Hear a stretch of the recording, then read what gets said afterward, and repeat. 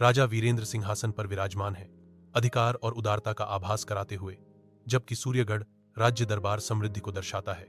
रणजीत राजा वीरेंद्र के बगल में खड़े होकर राज्य के नागरिकों की रक्षा के लिए डिजाइन किए गए मजबूत सुरक्षा उपायों का विवरण दे रहे हैं। राजा वीरेंद्र अपनी प्रजा को संबोधित करते हैं, मैं अपनी प्रजा के कल्याण और प्रगति के लिए प्रतिबद्ध हूं और मैं हमेशा सभी के लिए समृद्धि और सुरक्षा सुनिश्चित करने की दिशा में काम करूंगा। रणजीत ने आश्वासन दिया, महाराज, राज्य के लिए सुरक्षा उपायों को मजबूत किया गया है और हमारी सेनाएं हमारे नागरिकों की रक्षा के लिए सतर्क हैं। महाराधिराज रहस्य में डूबे हुए सुनते हैं, जबकि दरबार आश्वासन से गुलजार है। राजा वीरेंद्र अपने कक्ष में बैठे हैं, महाधिराज को सुन रहे हैं। राजा को महाधिराज की मंशा पर शक है।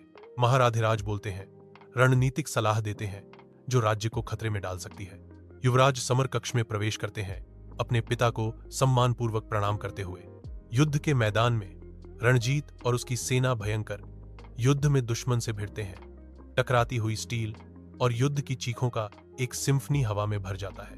राजकुमार समर बहादुरी से लड़ते हैं, उनका पराक्रम उनके सैनिकों के दिलों में साहस जगाता है। अराजकता के बीच घायल सैनिक दृढ़ता से खड़े हैं, उनके चेहरे पर गंभीर दृढ़ संकल्प अंकित है। दूर से राजा वीरेंद्र युद्ध को देखते हैं, उनका चेहरा विचारमग्न है, क्योंकि वे हस्तक्षेप करने के क्षण का मूल्यांकन करते हैं। मंद रोशनी वाले कक्षों में राजा वीरेंद्र महाधिराज का सामना करते हैं, उनकी निगाहों में संदेह भरा हुआ है। राजा वीरेंद्र ने कहा, मैंने तुम्हें यहां बुलाया है महाराज, तुम्हारी गद्दारी की अफवाहों को संबोधित करने के लिए। साफ साफ बोलो, क्या वे सच हैं? महाराधिराज की भयावह मुस्कान तनाव को तोड़ती है, क्योंकि वह स्वीकार करते हैं, हाँ वीरेंद्र, वे सच हैं। मैं तुम्हारे खिलाफ साजिश रच रहा हूं। महाराधिराज झपटते हैं, लेकिन राजा वीरेंद्र उसे निहत्था कर देते हैं। कक्ष में रक्षकों की बाढ़ आ जाती है। राजा वीरेंद्र आदेश देते हैं, इसे पकड़ लो। महाराजधिराज को राजमुकुट के खिलाफ अपराधों के लिए कैद किया जाना है। सूर्यगढ़ की एकत्रित अदालत के सामने राजा वीरेंद्र एक महत्वपूर्ण निर्णय की घोषणा करते हैं। मेरे प्रिय प्रजाजनों, आज सूर्यगढ़ के इतिहास में एक नया अध्याय शुरू हो रहा है।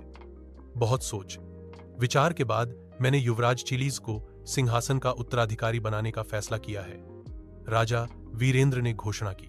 राजा वीरेंद्र घोषणा करते हैं, मैं स्वयं अपने शेष वर्षों में शांति और एकांत की तलाश में वन में जाऊंगा। पिताजी, आपका निर्णय मुझे सम्मान और दुख दोनों से भर देता है। युवराज समर कर्तव्य और भावना के मिश्रण के साथ जवाब देते हैं, मैं अपनी प्रजा का ध्यान रखने का वादा करता हूं। युवराज समर अपने भविष्य के राज्य के आशावान चेहरों को देखते हुए प्रतिज्ञा करते हैं,